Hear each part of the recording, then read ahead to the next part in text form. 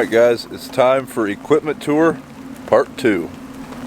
On this one we're going to talk about the tractors we got around the farm. I'm going to do tractors on one part, and then the next part will be combines and applicators.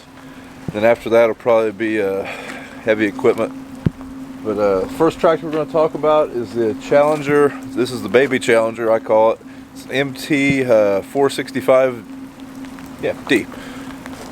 This is a 2014 or 15. This tractor primarily gets used as an auger tractor. It does a little bit of bush hogging in the summertime. Runs a grader blade, things like that. Has a front end loader. It's pretty handy. We also have a set of forks for it, which is also pretty handy. What else about it? I think it's a 125 horse tractor. This is a power shift. The only thing I wish it was a CVT, but we didn't get that option. Has a 3-point PTO, 3 or 4 hydraulic remotes. It's a pretty nice little tractor. We'll hop on inside of it. Alright, the inside of these tractors is much different than the bigger Challengers.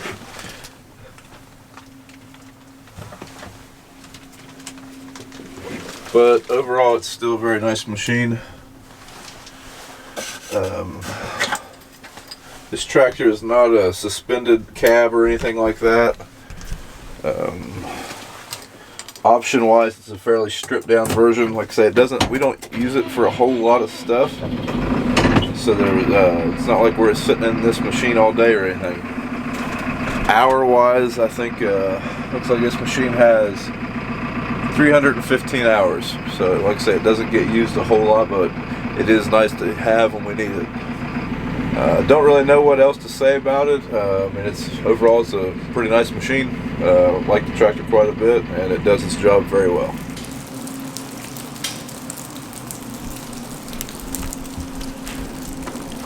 Little tease about what part 4 will be about.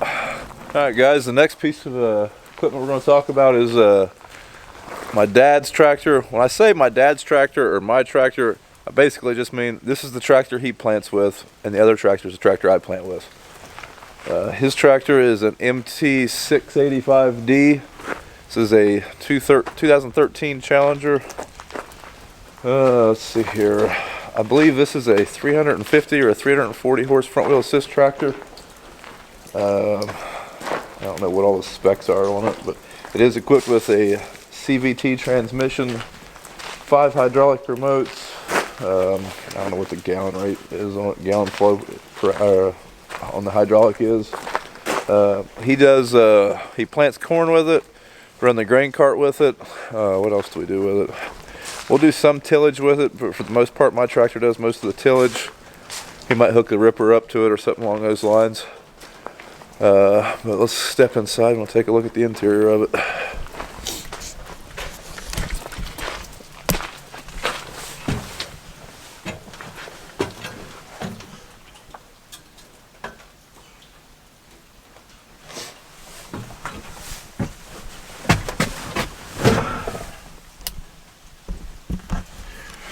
Alright, this machine's not quite as comfortable as my tractor, but this is still a very comfortable machine.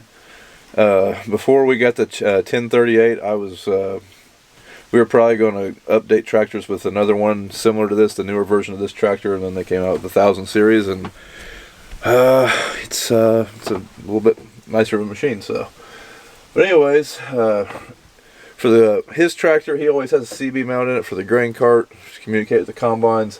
Fold box for his John Deere planter, iPad mount. Right now it's running the scales. We use the J&M iFarm system for scales in our grain cart, but he also uses a 2020 seed monitor, and all that information goes to his iPad. It's a Trimble RTK bridge there, and that's a Trimble FMX auto steer monitor. He's also running his planter through that monitor. We do not use a John Deere monitor to run our John Deere planter. We use the Trimble with a Field IQ system. What else? It pretty much covers the inside of it. I mean, pretty much every tractor is going to have the same basic things. Like they all have hydraulics over here on the armrest. Basic functions like throttle, PTO, 3-point hitch if they're equipped. One thing that's maybe a little different about the Challenger tractors, they have something called foot pedal mode. Click this button right here, and all of a sudden that activates that foot pedal, and you can just drive it just like a car, just barely ease up. It may not sound like it'd be that handy, but for hooking up to equipment and loading the grain cart, that is real nice, Clark. That's pretty much it. This is the transmission for it. You just push it forward to go back and pull it back to stop. You do have a gear shift right here, I guess you'd call it. Not really a gear shift, but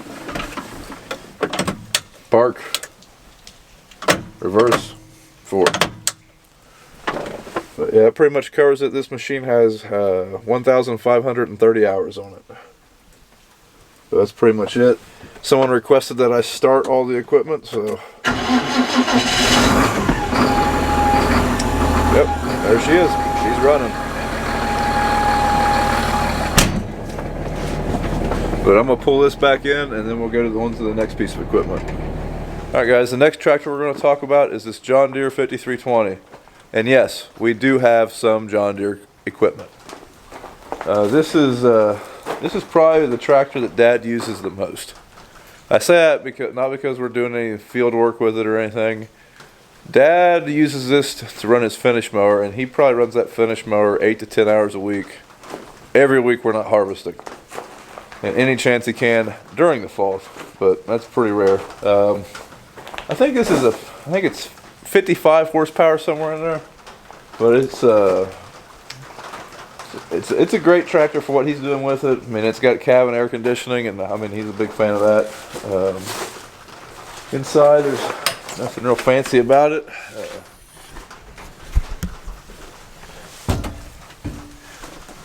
Okay, I think this is called a shuttle shift transmission or something like that. It's not a power shift. You have 3 ranges, A, B, C with this, and you have gears 1 through 4 with this. There's your shift, 4, neutral, reverse, back to park, throttle, a 3-point hitch, remote valves. For the loader bucket we don't have. That's pretty much it. This is a pretty basic machine. PTO's down there. Radio, air condition. But this little tractor has 4,500 hours on it. We also use it to run our. We used to use it to run our swingway auger over here a lot. Since we moved to grain bin, there's not very much storage at this farm, and this. I mean, it's running a swingway auger. Yesterday it was, so I mean, it still gets used for that purpose, just not near as much. And also, we will pull a grater blade and stuff along those lines with it. And usually we run a rototiller with it, just to plant everybody's gardens. But that's what that tractor does. It's been a great tractor. There is a couple little things going on with it. Like right now, the PTO won't stop spinning. I mean, you pretty much got to shut the tractor off to get the stops. So it probably needs split to have that fixed, but can't really complain for the age of the machine and how many hours are on it. It's been a good tractor. All right, next on the list we have a John Deere 4020. My dad's very first tractor he bought brand new in 1968 when he got out of high school was a John Deere 4020. So it was not this particular machine. His had a ROP system, and then he put a cab and all that good stuff on it. But we found this one at a local dealer a couple years ago for a really good price. He couldn't pass it up. He kind of wanted the nostalgia of having a tractor like his first tractor back. So here it is. We do a few little things with it. Like right now there's a small bush hog hooked up to it. Sometimes we'll use it to run a swing away auger, but it doesn't get used a whole lot. It's like I say, it's more of a nostalgia piece for the old man. I think it takes him down memory roads of running around the farm a little bit. But right beside it we have a John Deere 4320. This tractor, we bought it off of a township a few years back. They used it as a boom mower, and that's what we use it for. It's pretty handy when it works. Right now we're having a little bit of issues with it. They are a very maintenance-heavy piece of equipment. Both of these tractors have around, I believe the boom mower has a little bit less hours. I think it has 5,500, and this one has around almost 7,000 hours. I know the boom mower has been rebuilt. I don't think the other one has been rebuilt. But moving on to the next one. The next tractor we're going to talk about is a John Deere 8400. This tractor has been on this farm since it was new. It was the tractor we used to plant beans and stuff with, but it's long been replaced. But everyone liked this machine. It's never really gave us any fits or problems, so it was kind of kept as an extra tractor. It's done a lot of tillage work. It used to plant all the wheat until a couple years ago. I don't know, it's just a good old tractor. I've broached the subject with Dad about getting rid of it a few times to maybe get something a little bit more usable. I mean, it is kind of under horsepowered for the tillage equipment we do have now, but I mean, it does do the job, and I don't know, it's just hard to let go of it. It's one of his, one of his favorite tractors, I guess. But yeah, it's been here ever since it was brand new. I can't think of one problem we've ever had with this tractor. So, option wise, it has a quick hitch on it, 5 remotes, PTO, inside of it.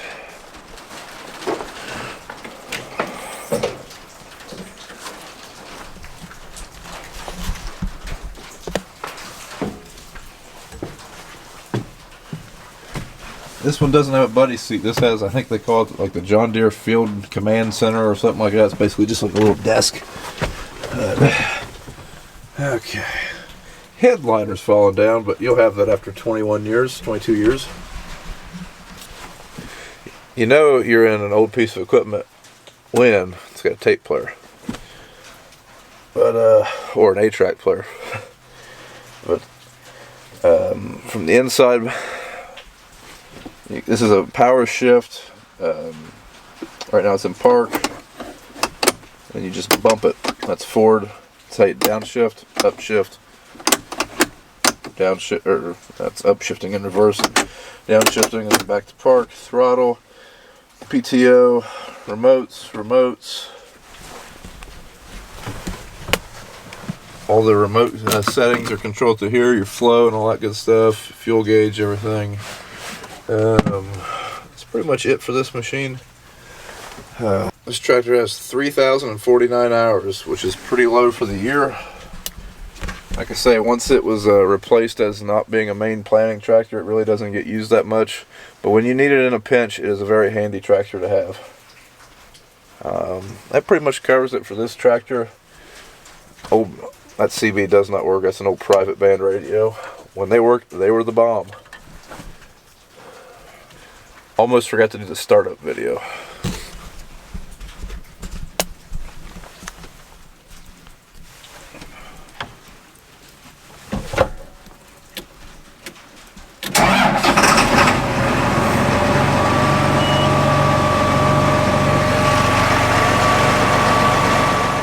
Alright guys, next I'm going to talk about the 1038 Challenger. This tractor is brand spanking new. Came off the barge and came here. We got it in August, I think. This is October. Has a whopping 55 or 56 hours, something like that. This is a 380 horse front wheel assist tractor. This is the new 1000 series from AGCO. I think it's been out a couple years now, maybe. Let's see here. Option wise, on the back of it, 5 remotes. 3-point hitch, quick hitch, all that good stuff.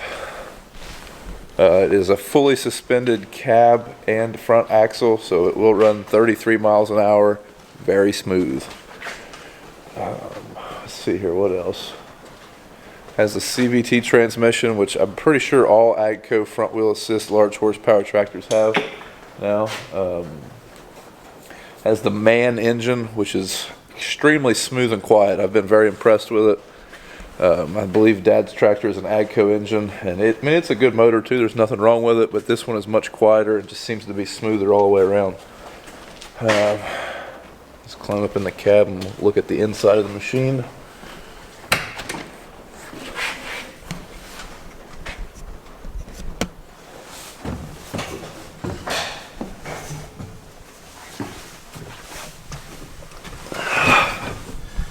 Still planting wheat with it, so it is starting to get a little dirty in here.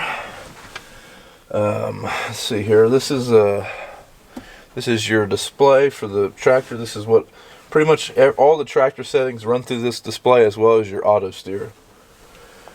Over here we have a seed monitor that does not work for our drill, CB radio, mount for an iPad, clutches for the wheat drill, and all this conglomeration of wiring for the wheat drill, which will all be coming out as soon as wheat is over. It does have a buddy seat, but it does fold down, so I had it folded down to use as a workstation, which is how I prefer it. But there is a buddy seat. Has this little pouch right here, which is pretty handy. Storage, storage, storage, more storage.